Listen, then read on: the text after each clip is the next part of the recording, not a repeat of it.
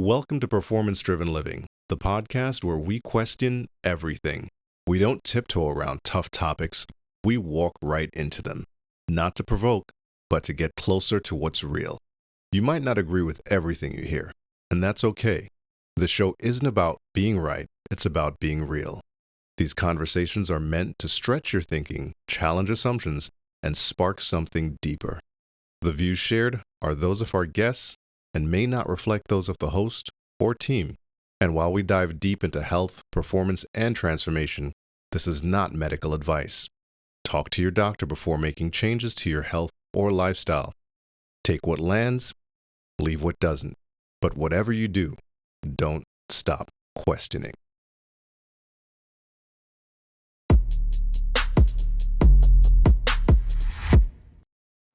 We are live here at the Changing Life and Destiny Conference in Plano, Texas with Performance Driven Living Podcast. And I'm going to be honest with you, I'm going to fanboy here on you, Del. All right. I am talking to Del friggin' Bigtree, who I have been a raving fan of for many years. Thank you. It's a true story, even before your connection here with MAHA.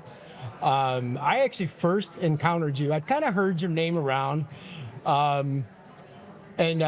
You did an interview years ago, just after COVID had started, with Zach Bush. Oh, yeah. And I was a Zach Bush kind of outsider. And then so one of my things is cardiovascular health. And I actually have an investment, and I also run a cardiovascular medical device company. We're doing FDA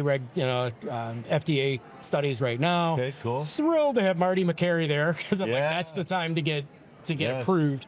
But you and Zach did a podcast years back. Obviously, now we're talking 5 years ago, talking about, and you asked him a question and said, do you believe that the administration responded correctly to the COVID crisis? Yeah. And Zach's response was very apolitical. So I admired his bipartisanship in his answer. And his answer then, and I love Zach, and I earned so much respect for you both that day, but his answer was, I'm going to say this, that people are treating COVID like it is a respiratory crisis, when in fact it's a cardiovascular crisis.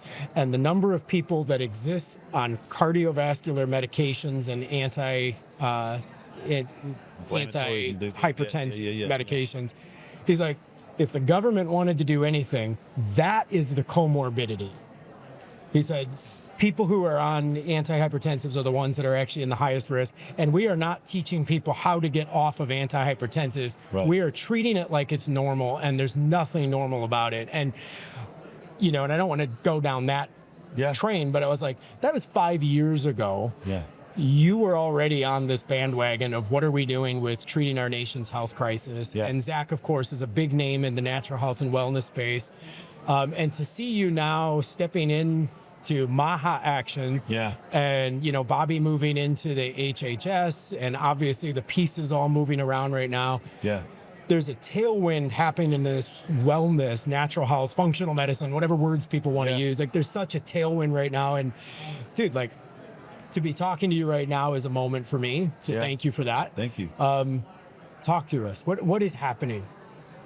Well, I mean, I just arrived at this event we're at and gave his talk last night. Incredible, by the way. Thank you. I think we're going through a revolution in health is what we're doing.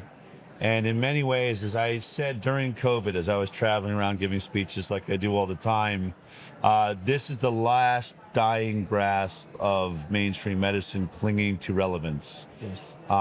I think their days were numbered, and I think they knew it. You look around this room we're sitting in right now, and I see laser machines and energy and mitochondrial boosters and stem cells, and the world's all changed, and pharma can't control it. And I think COVID was the last place they tried to insert a panic and a fear to essentially take control of the government. They already had the most powerful lobby in Washington to get us all literally injected into the conveyor belt drug system, which is, I need pharma to stay alive. I must be injected. I mean, and not that here, buddy. I'll proudly say that. Right. And so, and it failed. Yeah. It was an incredible failure.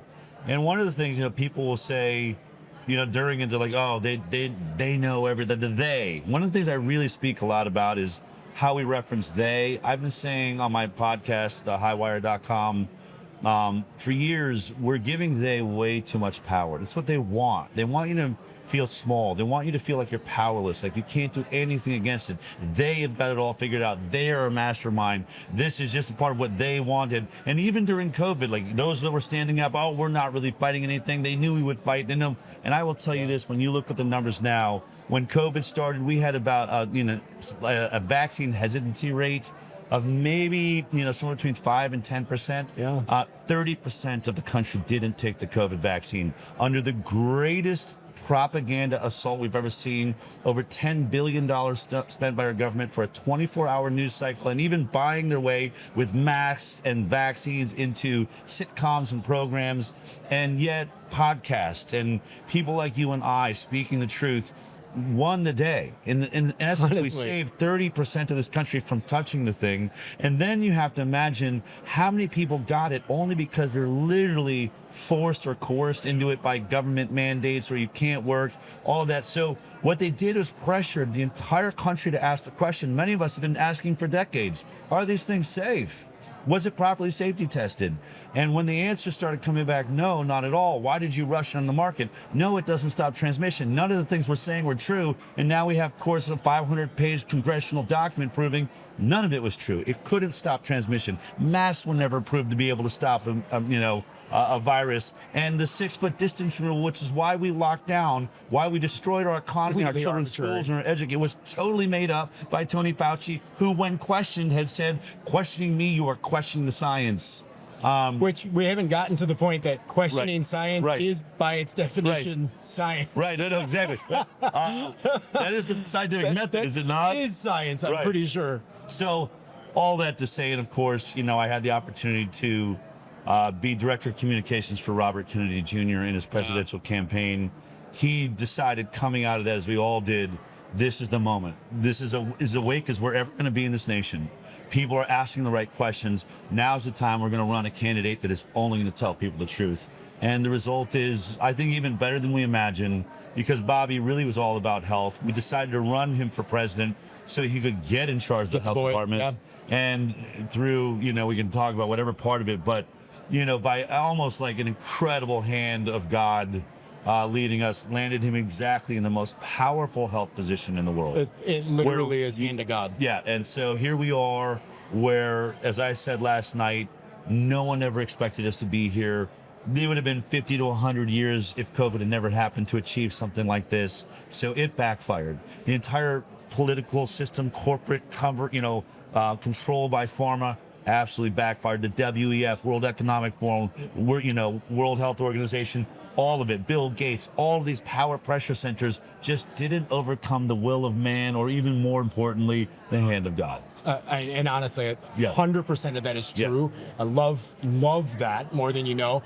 We were talking before we started recording that it's like, I work in marketing. I own an advertising agency that really works with these types of clientele. Like we work in natural health, we work in this stuff. And since 2020, while it was a scary as hell time for every small business, not knowing what was going on, and people in the health space was incredible. And I always look for the positive. Yeah. Like, nobody wants to relive COVID, right? Yeah. But the silver lining of all of that is everything that you're saying, and that is the space of health and wellness has exploded. It has. Even before the last year's election, even before Bobby's voice even started getting heard, even back in 2020, 2021, one of the overarching themes that I've seen from consumers, because I'm just talking following the numbers of, purchase numbers, is people are starting, there's an awareness of people realizing that their health is their own responsibility. Mm-hmm. Like, this is not the insurance company, this is not the government, and if I fail to take care of me,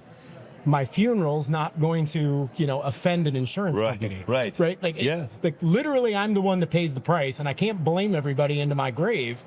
And we've seen an awakening for the last 5 years. Yes. Like, I think right now we're at the apex of it. Yeah. And the fact that, we ended up with a Trump presidency, with a Bobby HHS, with Marty McCary. I'm a huge Marty McCary fan. Fantastic.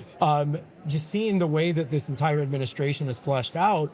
And again, unpolitical, is fleshing out in a way that's going to benefit people's health. Yeah. And I think that's what we need to be focused on, this idea that you and I clearly align politically. But aside from that, this is an apolitical topic. This is a topic that's talking about the pandemic has been pharmaceuticals. Right. More than it's COVID. And, a lot of people paid the price for it. But to be where we are still right now. the price. I mean, I don't think we've seen the end of this casualty. It's a horrific situation. It's funny you say it's apolitical, but we're politically aligned. I mean, I don't know what your politics are. And I know, obviously, I supported Trump because I was supporting Bobby. The truth is, I grew up a progressive liberal in Boulder, Colorado. The natural health movement was always in the Democratic Party. It was the crunchy granola 1960s hippie parents that I had that marched against war and, flower power and all of that. And I sat with my brother in the Senate as I was watching the votes come in for the confirmation of Robert Kennedy Jr. And I watched every Democrat. I used to watch Brunch with Bernie on the Phil Hartman radio show every Friday thinking this guy should be cloned. I mean, that's how far away from the moment I'm now in I've been. Maybe we haven't always aligned. No, we may not have always been aligned. But I was sitting with my brother who grew up a progressive liberal Democrat. Like, we're from Boulder, Colorado. It's a crystal cathedral of liberalism, know? And every Democrat, no. Every Republican running in, yes, for a Kennedy that was an environmentalist, one of the most powerful, probably the greatest environmental attorney of all times, is pushing that he's going to destroy he's going to bring down, all of the cartels, the lobbyists, the powerful corporate interests. I grew up in a world where the corporation was always the stick it to the man. It was the Republican Party to me, and then the Democrats were the poor people against the corporate entities. And here I'm watching the corporate interests, where the Democratic Party now, no against Bobby, no against getting chemicals out of our food, no against making America healthy again, no against ending autism, no against ending asthma, no against the chronic disease epidemic. And I just turned to my brother and I was like, we are watching the party we grew up in literally voting against everything we were raised to believe, and they are today ceding all of natural, alternative, functional medicine, future-thinking health over the Republican Party. Today, I said we are watching the death of the Democratic Party, and it will be decades before it comes back. I can't believe what I'm seeing, and I agree with you. Yeah. And it's like, and then again, I've steered socially moderate, but economically conservative my entire life. And it's like, but I just don't see health as being a partisan issue. No, and you're right. It shouldn't be. I sat and watched Bobby Kennedy. As environmentalists, we were always like, why are we arguing over clean water? Is this really partisan? Why is it an argument? For Democrats, we're always like, Fred Kennedy was the enemy of the Republican Party. It's like, why? You don't want clean water? So all of a sudden, the world just, I keep thinking of the line from Ghostbusters originally, where it's like, Bill Murray's like, all hell's breaking loose. Cats and dogs are sleeping together. The world has just turned upside down. It's incredible. And literally, I watched, was it Elizabeth Warren? I was just watching the other day on this topic of autism. Oh my God. And going off about, how dare you talk about these? We love people who are autistic. It's like, well, I love people with cancer too, but it doesn't mean that I want more people to get it. Why? I know. I mean, this is something that caught me by surprise when I first made Vaxxed, the documentary about the MMR and autism, and the CDC whistleblower. But when we went on the road with it, one of the things that caught me by surprise was a question from someone on the spectrum saying, "So you hate me? You're against me?" The first time I heard it, I wasn't ready for it. And it's a bit shocking. You're like, well, no, I love everybody, but this is an injury that's happened to a lot of kids. And by the way, the fact that you can stand up in the audience, ask me a question, and socially interact here means that you're in a different part of the spectrum than what many of us are focused on, which is what Kennedy's saying. 100%. 25 to 26% of the severe autism that are in diapers their entire lives, most of them nonverbal, can't speak, are trapped inside of a body where they can't even communicate. It's such a horrific situation. The families can't go out in public because the child, and ultimately the adult as they grow older can't handle, police or sirens and could lose it at any moment. It's just so hard. And to, have the neurodiverse that they call themselves, which a beautiful group of people, don't get me wrong. Absolutely. Standing up and saying, you're saying bad things about me. I realized after I got asked that question the first time, the next time I said, let me just make this clear. One of the things in Africa, we started realizing years ago that the children were going blind, and we couldn't figure out why. Why was there so much blindness in Africa? And eventually they discovered that they had no vitamin A anywhere in their diet. They just their eyes were shutting down. And so there was this entire push by many NGOs, let's put vitamin A in salt. Let's try, and all the different spices. What do they use the most? We can keep it cheap and get vitamin A into the diet. And you must have hated blind people. Right. And that's my point. Yeah. Because you're trying to heal blindness and prevent blindness, does it mean you hate those that are blind? You're anti-blind people? And that's and by the way, that's pharma that pushes this. They're so genius. These marketing, advertising people, they knew Bobby was coming with this. He's been saying for the last 20 years, I want to study this. I want to get to the bottom of it. It's on the rise. Do you think that they weren't ready the moment he finally said, autism is an epidemic, I'm going to study it? They go, release the advertising on autism is beautiful. And the thing is, I mean, you and I aren't that far apart in age, I'm sure. Yeah. And the reality is when I grew up, you'd never heard of autism. Like, it wasn't a thing. Like, I can't think from my childhood anybody I knew who had autism. And today, my sister has a daughter who's autistic. My best friend has a son who's autistic. My dad's best friend's son is autistic. Like, I can literally go through so many children I know who are autistic. And again, I get N equals 1, right? I'm one person, but I can name you a dozen people in my small circle. And why are we not concerned about that? I really want to drill down here because it shows it's such an important issue. And there are certain things that I've discovered along this conversation that are absolute mic drop arguments that you cannot refute. Yeah. And the fact that the pharmaceutical industry is backed into this is their position. Autism has always been here. We're just diagnosing it better.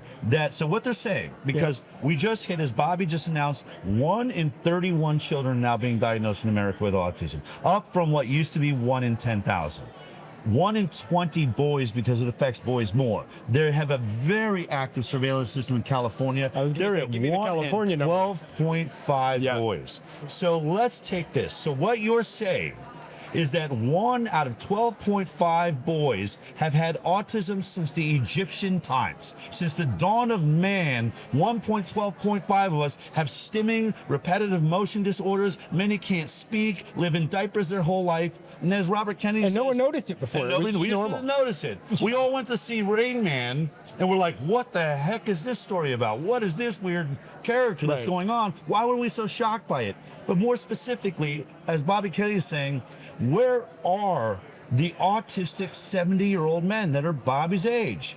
If it's 1 in 12.5 or even the lesser number 1 in 20, it should be filling buildings full of older men and women in corners, unable to walk, unable to talk, like not communicating. All of it doesn't exist. I'm going to go further.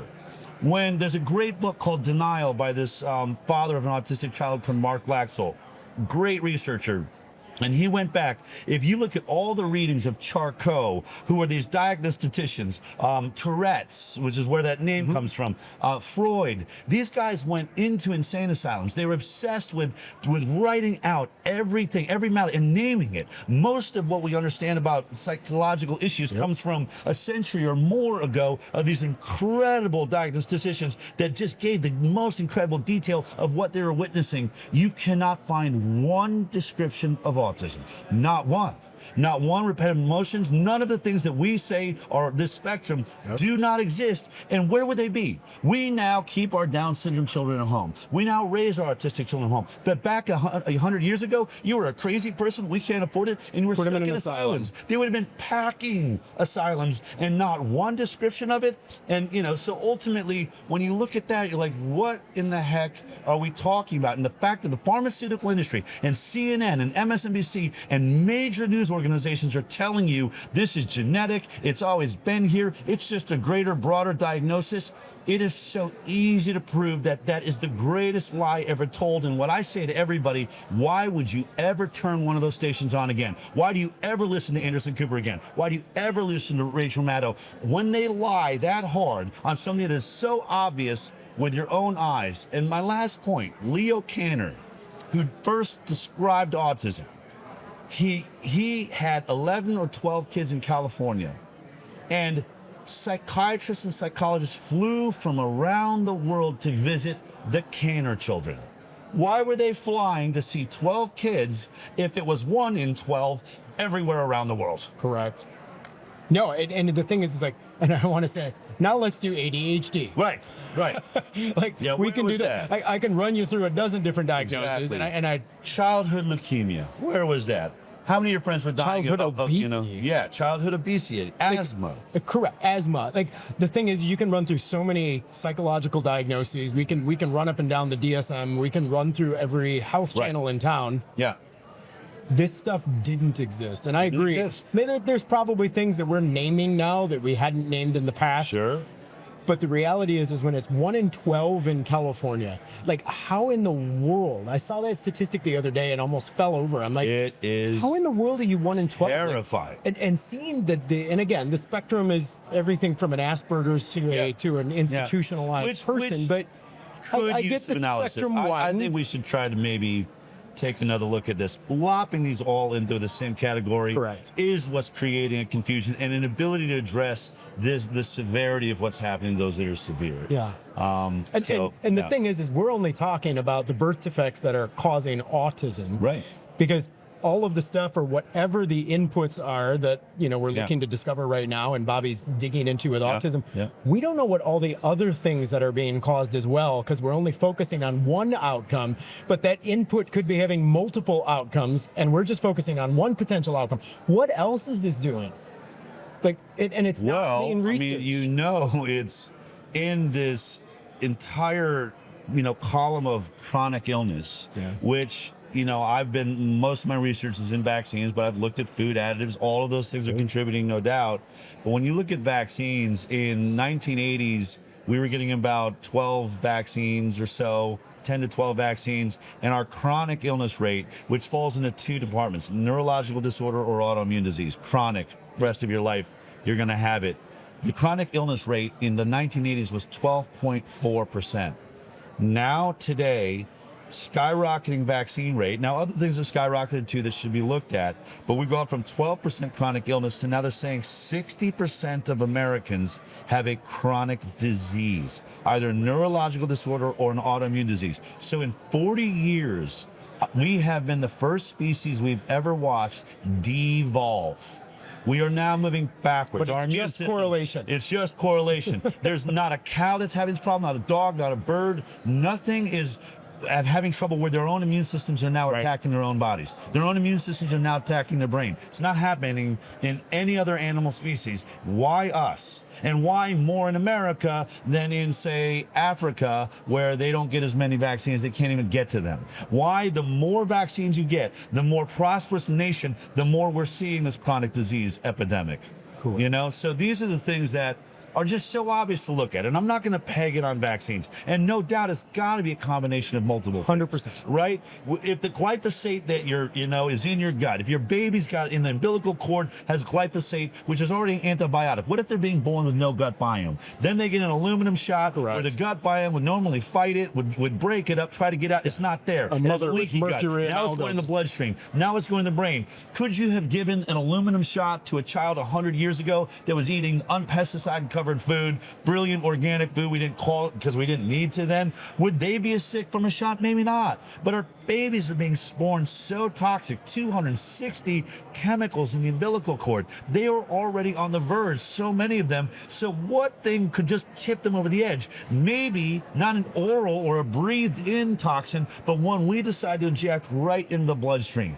And for kids that are just toxic, that maybe have genetically a predisposition to not be able to clear heavy metals and things from their body, a methylation problem is what that's called. They get that shot and brain swells, encephalitis, scream all night because their brain is too big to fit in their skull. And the next morning, as the story has gone with everyone I've interviewed around autism, my child screamed all night, sometimes 3 days straight. And when they were done, I never heard them say, "I love you, mommy," ever again. They did before they got it, never spoke again. Just started staring at the ceiling. They had a brain injury. It's so obvious what is happening here. But it's multiple things that are causing it. But the vaccines, there's no way. I will tell you this. There's no way that they're going to be able to say vaccines have nothing to do with it. I can tell you right now, impossible. I agree with you. And the thing is when we do talk about it, there's nutritional depletion, Yes. there is environmental toxins, there's EMFs, there's all of these things that are happening around us. And our bodies aren't prepared to fight the way that they used to fight. Right. Because they're being, I'll say they're being bombarded by enemies that they've never dealt with before. Like at what point in time did our ancient ancestors deal with EMF? Right. You know, or the types of toxins that we're creating through any number of, you know, technology. And but arguably, I'd also say that we've never been as comfortable as we are today either. Like the idea, I heard somebody at my gym the other day make a comment that kind of made me laugh, and that is, we're working out, I go to a HIIT gym, everybody's sweating like a mass, and literally this person was like, I don't know why it's so hot in here. And I'm like, you literally came to the gym to sweat, and you're complaining the air conditioning is not up hot enough. Like, guys, there's a problem with the world. But everything that's going in here is causing this. And you're right, vaccines can't walk away with a clean bill of health. I'm supposed to say agnostic, but I have just seen too many studies, too much evidence. I know what's in them. I know how toxic the elements that are in them. And I know the immediacy of this correlation story is too awesome and too great. And I also know that encephalitis is written as a side effect on almost every vaccine there is inside by the manufacturer, not me. That means if a brain swelling event is possible, then autism is possible. Mother said to me once, my child didn't get autism from a vaccine. My child got encephalitis from a vaccine. And once their brain stopped swelling and finally, you know, retreated, they could have had Tourette's. They could have had ADD, ADHD. They could have had schizophrenia. My child's symptom from that brain swelling event ended up being autism. Correct. And I, again, 100% agree. Del, I want to ask, because obviously vaccines is a huge topic, and Bobby and MAHA's movement right now towards uncovering the causation as opposed to correlation that we're seeing. What's next for MAHA Action? What are you guys doing now? I mean, it's been, you have to imagine, it's been, I'm like literally right now as we speak, almost like we're starting a brand new company. Even though MAHA Action's been here for a few months, we ran a PAC to run commercials. I left the campaign from 2 months out so that I could run, actually, we became a Trump PAC targeting Bobby voters to go to Trump, because the DNC was suing us to keep Bobby on the ballots. By the way, after we just spent the last 4 months of them suing to get him off the ballots, but as soon as he joined Trump, they turned and started suing to keep him on the ballot. Just to get a sense on the DNC. Come on, confusing voters, that's what we want. That's actually worked. But we knew we had a problem, so I went and ran ads successfully, millions of dollars of ads, raised money by many of the people, chiropractors, people that invested and helped us make that happen. Then we got Bobby in, but he still had to be confirmed. It was really tight. Lots of advertising, social media around supporting Bobby, supporting Marty McCreary, supporting Dr. Oz. And now finally Bobby has his team. And look, at every week we're getting a new announcement, like this week, removing petroleum dyes from the food supply. Just amazing. It's almost like you're pinching yourself saying, I can't believe this is happening. It's like a reality TV show. But what I think, look, we've got to make America healthier again. And what we're really looking at is we're already, if you go to mahaaction.com, we have we have the entire country. You can click on your state and see what legislative bills are on the docket right now in your state. Pro-MAHA bills, anti-MAHA bills, how we believe you should vote on those. Right now, Monsanto is trying to pass a bill in like 15 states that gives them liability protection from glyphosate. If it causes cancer, you won't be able to sue them. There's already, I think it's Atlanta has passed it. It's sitting on the governor's desk. They're expecting to sign it. Liability protection from a cancer-causing agent that's paid billions of dollars. You need to know about that. You can do that at our website. Click on your state, and then we make it easy. Who's your representative? Right there, you click on it, you can make the calls. So we're directly involved with legislation. We're also looking at doing some pilot programs on school lunch programs. I believe that we could get a ketogenic whole food diet, and get this, I got to get a waiver in everywhere in the country in order to give my children or our children whole food as an experiment. Not Coca-Cola and not skim milk and not, processed foods and pizzas and crap.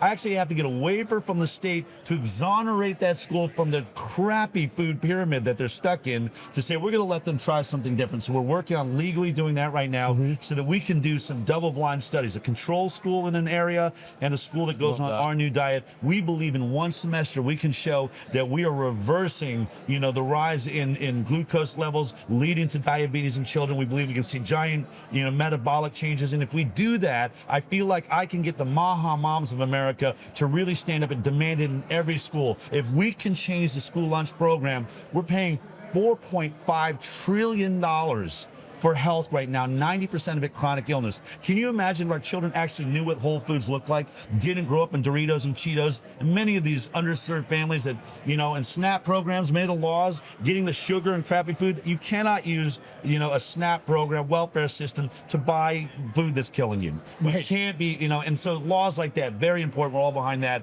And then mostly, really the shining star on the hill that I think that MAHA can do right now is I want to build the new health system in America. Not that I'll build it, but if you look around, there's, I think last night, 200 of the world's greatest health practitioners, functional medicine doctors, chiropractors, acupuncturists, energy healers. There's no data, there's no real centralized database that competes with pharma. Pharma, we can find any hospital in the world, but we can't find that person that can heal me where I'm at. I want to build a new directory and a new database and start erecting a hospital system for natural alternative health practices, where maybe you can get a drug, but a drug isn't your first option, it's your last option. It is time to transform the medical system, and what better time than when the country has just woken up from COVID and they're all chanting MAHA, really in a bipartisan way across this country. I want to take that lens and that moment to do what we've dreamed for decades. I believe this is that moment. I could not be more excited about watching that happen. Del, I want to throw a curveball at you real please, quick. I'd love it. Curveball I'm throwing. So when I think of MAHA, my background is clinical psychology, and I'm always looking at it from this, what's going on in the brain, right? Addiction. Yeah. Where do you think, I sit on the board for a recovery center that actually deals with trauma recovery as well as addiction recovery. Yeah. Where do you see MAHA playing a role, or does MAHA play a role in the way that our healthcare system treats addiction recovery and trauma recovery? First of all, there was a curveball. No, it's not actually, because I just traveled the country for 2.5 years with the first presidential candidate openly admitted to an addiction to heroin. Wow, I don't think we've ever seen that before. No, and it's amazing that he's bold enough. And I could really get sidetracked on actually why that makes him such one of the most beautiful people I've ever met. So authentic. But he has several videos he put out that I cut that I think are the most spiritual statements I've ever heard from a politician. But that addiction, as he said, I was always a self-driven Kennedy. Could go to any school, handle any feat, but I couldn't overcome that addiction until really found the 12-step program, but found God. And living a life, as he said, and I watched it every day of the campaign, I've never met anyone that is more focused on just the next right step and overcoming, as he said, self-will. To the point where I would try to, you saw my speech last night, I'm like a, St. Crispin, booyah, let's take the world by storm. And I wanted to get a little bit out of Bobby. Like, come on, if you just hit this point. Gentle. And he's just like, it's just not my way, Del. I'm just here to tell the truth, and the truth is going to work. And I realized over time, this is sort of my own personal, an inside scoop on being next to Bobby. I actually think that when you get all pumped up and raised like that, it's a bit of an ego thing. The crowd gets into it. But I think for him, when that ego kicks in and that self-will kicks in, that brings that feeling that once got him into a lot of trouble. And it's like the Grim Reaper that sits in the corner of his consciousness all the time that says, if you get too into yourself or why you're doing it for you, I will come in there and I will rob you of your sobriety and your sanity and your peace. And because of that, it forces him to be so humble in every moment. Every moment, he never lets it, overly charge him, and he never gets overly upset. We would have some terrible days, horrible things would happen, and he would just say, okay, what do we do next? And so anyone that thinks that guy was running for some sort of self-aggrandizement, you can see it in the speech. One of the most powerful speeches ever given was when he suspended his campaign and decided to join Donald Trump. And there's tears in his eyes as he's talking about, I've been praying to God for an opportunity to heal our children, and President Trump has given me that opportunity. So when it comes to addiction, this is a guy, he wants to do healing farms. He's looking at all sorts of ways that maybe we can get people working the earth, working with each other, you know, in camps, and using, as he said, he's not really crazy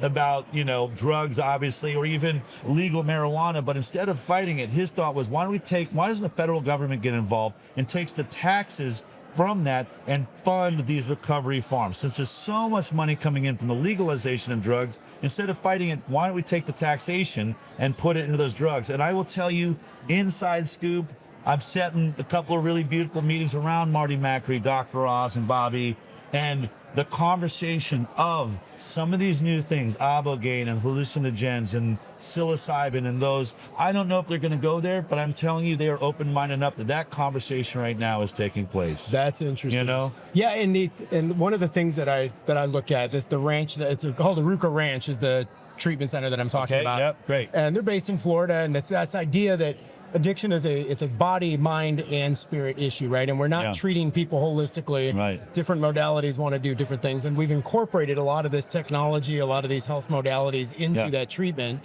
But it is that idea, like, be one, you know, the earth, they're ranching, they're chickens, they're crops, they're like literally living in an inpatient type environment and getting that type of healing. I'm like, man, getting that to a mass audience and being able to create a system that is educating people in that way and not dealing with addiction as a stigma. Right. And the fact that Bobby puts himself out there and says, look, I was one. Like, I still fight. This is my battle. It's like, you know, it's the pain in your purpose, right? That it's amazing to watch that. And I'm excited to watch him and Marty and Oz and everybody attack this problem with a more holistic mindset. Yeah. That it's not, you know, take the addicts and, you know, give them food stamps to live on the streets kind of mentality. I mean, what I really want to share, because there can be a lot of judgment. They are in a government system that's so corrupt. They're firing tons of people. Then who do you hire? Who can you trust? Who's actually going to move into this new world when farmers controlled so much of it? Who's my friend? Who's not? But I can tell you, these guys right now, they are the real deal. Robert Kennedy Jr. is the real deal. I said it before. I grew up an environmentalist. He was a hero of mine when I was a kid. I got to spend 2.5 years with him. They say never meet your heroes. I'm more in awe of him now than I was when I first saw him on a television. And I've been around Dr. Oz, a guy who really brought, you know, alternative healing onto the mainstream television. I was the doctor's television show. We were far more farmer-based than he was. I was always jealous because I wanted to play for that team. He was more aligned with him, and now he's working with Bobby. Dr. Marty Macri. You should hear these conversations. And Jay Bhattacharya, the author of the Great Barrington Declaration that was literally attacked by Fauci, and the head of NIH, Francis Collins, has now took Francis Collins' job. I mean, it's so poetic. It is so beautiful. And as I said last night, when that bullet, you know, missed and grazed Trump's ear, America dodged that bullet. America dodged the bullet of an authoritarian takeover that was promising an end to free speech. They were going to censor the internet from everyone that had a voice like this that wasn't working for pharma. And instead, we got the anti-pharma, Jay Bhattacharya running the NIH, Robert Kennedy Jr. at HHS. It's incredible. It is, I mean, all I can say is, this is a beautiful time to be alive, and it is not a time to be pessimistic. We are in a war, and trust me, every day there's an announcement that is going to wipe out interest inside of the food companies. They are lining up to battle back. They're coming after us. They're coming after this government. Their money, man. We are messing with the system like we haven't seen since John F. Kennedy and ultimately the assassination of Bobby's father, Robert Kennedy. These guys are pushing the envelope. We need love. We need hope. We need prayer right now because this is really happening. I got to tell you, buddy, our agency actually did all the promotion for this conference. We, partnered with them to make this happen. And I remember being on the Zoom call, and the Zoom call was, we've got the opportunity to have Del Bigtree come and headline. And I'm like, 1,000 times yes. And they're like, do you think that's too political? I'm like, I'm going to tell you what, I was at a conference a couple months back in Miami. And I said, the JP Sears was actually doing the headline. JP's hilarious. Yeah. And I said, JP's doing his thing. And he actually says, and he's like, how many people like the MAHA movement? I'm like, the entire group of people stood up and cheered. I'm like, please do not be afraid of leaning into MAHA's movement. I'm like, this is not a political statement. I'm like, Dell being there is not a political statement. I said, in fact, Dell worked for Bobby. Bobby ran as an independent. That's it. I'm like, this is a bipartisan issue, and it is something that everybody needs to pay attention to.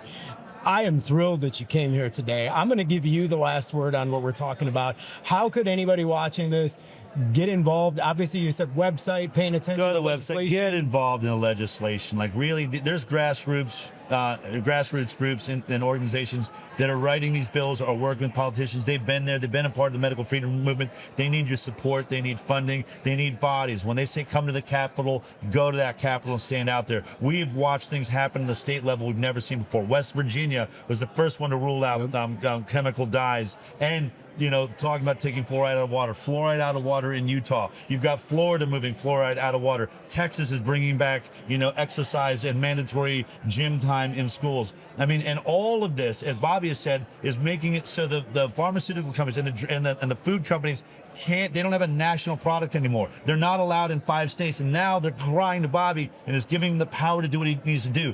We have the power. It's in the state's hands. So we have more power than we've ever had, and we have a government that's now listening and doing something about it.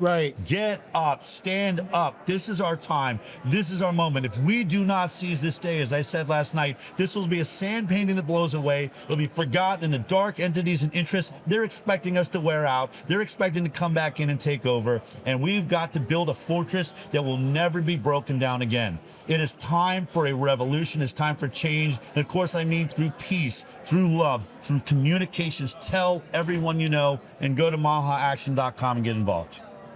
Buddy, could not be happier to have you here. Thank you so much.